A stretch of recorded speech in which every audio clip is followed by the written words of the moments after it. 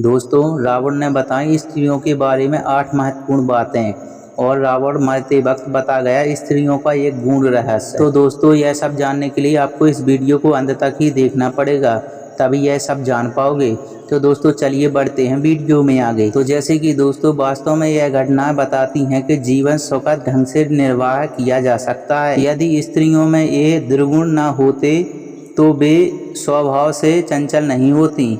रामायण में कैकेयी और शूर्पणखा जैसी महत्वाकांक्षी और पहल करने वाली स्त्रियों को घृणित व नकारात्मक छवि वाला दर्शाया है। और दोस्तों, वहीं गोस्वामी तुलसीदास की रामचरितमानस के दोहे के अनुसार सीता को वन से हरण कर ले जाने के बाद रावण उन्हें लंका ले गया। जब श्री राम को सीता जी के लंका होने के बारे में पता चला तो उन्होंने लंका पहुंचने का प्रयास किया और अंत में वे अपनी वानर सेना के साथ लंका पहुंचने में सफल हुए। उनके लंका पहुंचने की खबर जब लंकापति रावण के राजमहल तक पहुंची तब रावण की पत्नी मंदोदरी डर गई। वह तुरंत अपने पति के पास गई और उनसे अर्ज किया कि वह युद्ध न करे, सीता को उनके पति श्री राम को सही सलामत वापस दे दें। अपनी पत्नी की बात सुनने के बाद रावण ने उसे पत्नियों के 8 गुणों के बारे में बताया। तो जैसे कि दोस्तों, रावण ने कहा था कि महिलाएं साहसी तो होती हैं लेकिन अक्सर अपने बल का प्रयोग वो गलत जगह करती हैं। रामचरितमानस में वर्णित दोहे के अनुसार पत्नियों में जो पहला अवगुण पाया जाता है वह बहुत ज्यादा साहस होना अच्छी बात है, लेकिन अक्सर अपने बल का प्रयोग वो गलत जगह करती हैं। रामचरितमानस में वर्णित दोहे के अनुसार पत्नियों में जो पहला अवगुण पाया जाता है वह है बहुत ज़्यादा साहस होना। और साहस होना अच्छी बात है, लेकिन रावण के अनुसार स्त्रियां अपने साहस का अमूमन गलत जगह इस्तेमाल कर लेती हैं। जैसे ही उन्हें अपने से या जैसी वे परिस्थितियों की अपेक्षा करती हैं उससे प्रतिकूल कुछ दिखाई देता है तो वे उसे बदलने के लिए साहस के साथ आगे बढ़ती हैं। वे यह नहीं समझ पाती कि उनके द्वारा दिखाया गया साहस सही है या नहीं है। और स्त्रियां अक्सर झूठ बोलती हैं क्योंकि वो कोमल हृदय वाली होती हैं, जो कि अक्सर अपनों की बातें छुपाने के लिए झूठ बोल देती हैं और बुराई का कारण बनती हैं। रावण के अनुसार पत्नियों में जो दूसरा अवगुण देखने को मिलता है वह है उनकी निरंतर झूठ बोलने की आदत। ऐसा नहीं है कि वे पल पल झूठ बोलती हैं, लेकिन वे बातों को छुपाने के लिए अक्सर झूठ का सहारा ले लेती हैं। यह सत्य है। पूर्ण रामायण काल में मंदोदरी ने भी रावण से कई झूठ बोले थे। कई बार उसने रावण से बातें छिपाई। इतना ही नहीं, युद्ध के दौरान मंदोदरी ने दुश्मन का साथ भी दिया। रावण के अनुसार पत्नियां अक्सर झूठ बोलकर खुद भी फंसती हैं और अपने पति को भी दुविधा में डालती हैं, लेकिन सच एक ना एक दिन सामने आ ही जाता है। फिर उन्हें इस बात का पछतावा होता है कि महिलाएं अस्थिर विचारधारा और चंचल चित्त वाली होती हैं, इसीलिए उनके मन को समझ पाना बहुत मुश्किल होता है। रावण के अनुसार पत्नियों में पुरुषों की तुलना में अधिक चंचलता होती है।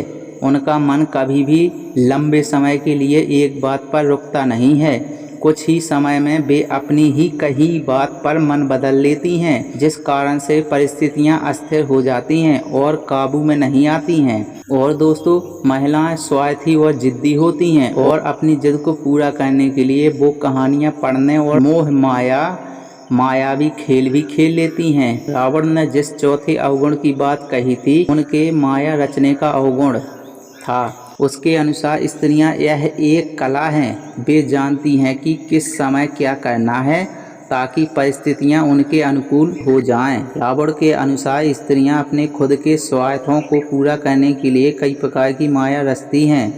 दुनिया उनकी इस माया से बेखबर होती है। अपना काम सिद्ध कराने के लिए महिलाएं क्या क्या करती हैं इसकी भी चर्चा की है।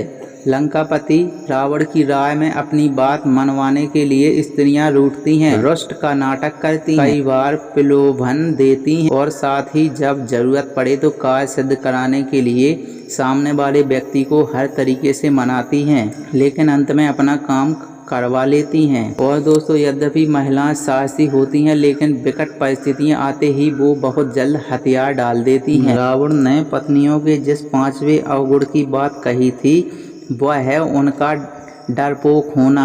तो दोस्तों स्त्रियां बहुत जल्दी घबरा जाती हैं। परिस्थिति में यदि वे अचानक बदलाव देख लें तो डर जाती हैं कि आगे क्या होगा। मंदोदरी ने भी कुछ ऐसा ही बर्ताव किया था। जब उसे मालूम हुआ कि श्री राम जो स्वयं शिव जी के परम भक्त हैं और वे रावण से युद्ध करने के लिए लंका पहुंच गए हैं, तो उसे अपने पति की मृत्यु का भय सताने लगा और इसी डर के कारण उसने अपने पति को युद्ध न लड़ने की सलाह दी और अपना बल दिखाने से पहले ही हार मान लेने और क्षमा मांग लेने के लिए कहा था। और दोस्तों महिलाएं अविवेकी होती हैं, इसीलिए अक्सर भावावेश में आकर वे गलत फैसले ले लेती हैं जिसका एहसास उन्हें बहुत देर में होता है। और इसीलिए रावण ने यह भी कहा था कि भले ही स्त्रियां कितनी ही साहसी क्यों ना हो, लेकिन उनके मन में एक भय जरूर होता है।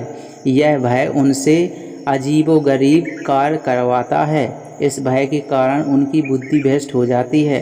अविवेक, जी हाँ, रावण के अनुसार स्त्रियां का छठा अवगुण है उनका अविवेक। स्त्रियां भले ही तेज दिमाग वाली हों लेकिन बुद्धिमान भी हो सकती हैं, लेकिन उनमें कई बार अविवेक जैसा अवगुण देखा गया है जिसके कारण वे बिना सोचे समझे निर्णय ले लेती हैं और बड़ी समस्या में पड़ जाती हैं। और दोस्तों वैसे तो महिलाएं कोमल हृदय वाली होती हैं, लेकिन अगर कोई एक बार उनकी नज़र से उतर जाए तो वो उससे आसानी से माफ़ नहीं करती। रावण के अनुसार स्त्रियां का सातवां अवगुण है निर्दयता। तो दोस्तों स्त्रियां दया जरूर करती हैं, लेकिन जिस बात पर उन्हें दया न आए वे कभी उस पर भविष्य में भी दया नहीं दिखाती हैं। यह उनका हट ही समझ लीजिए।